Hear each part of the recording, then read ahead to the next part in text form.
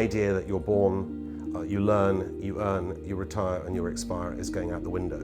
So we all have to recognize, instead of a gentle retirement from 65 to, let's say, about 85 to the point of death, if you live to 110 or 120, you have to recast the whole shape of your life. You have to wake up as if you had 36 hours ahead of you metaphorically, as opposed to 24 hours ahead of you, and take note of that.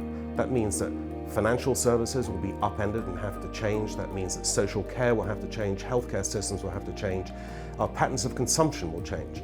All these factors are ones that people, including politicians who shape our economies and our policies, have to take note of. And that's why we have established Longevity Forum, and we're hoping that it will become an important tool in influencing policies in the next 10 years or so. At an abstract level, we just got to change the narrative and stop seeing aging as entirely negative. This is a fantastic human achievement. We're living longer lives. And I say, most of that life is healthy. How can we make the most of it? By making the years even healthier, how can we structure society to make the most of it? So that's about changing the narrative away from just simply, there's too many old people are ill, old people aren't productive.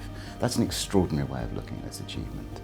And then a concrete thing, for me, the most important thing, I think where I see pressure at the moment, is making sure that people are able and capable of carrying on working after 50, because what we're seeing is a great deal of interactions of corporate ageism, government policies and social norms that mean many people after 50 get out of the labour force and can't get back in again.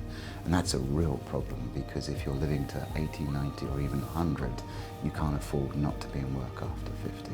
So how do we change corporate policies, government policies and individual awareness to make sure that we can support longer, productive, full increase? Well, if you look at the agenda of this year's forum, we have identified a number of issues that will actually have a huge impact over the next decade. This is why the theme of this year's forum is actually Longevity 2030. So you look at the big demographic changes that are happening.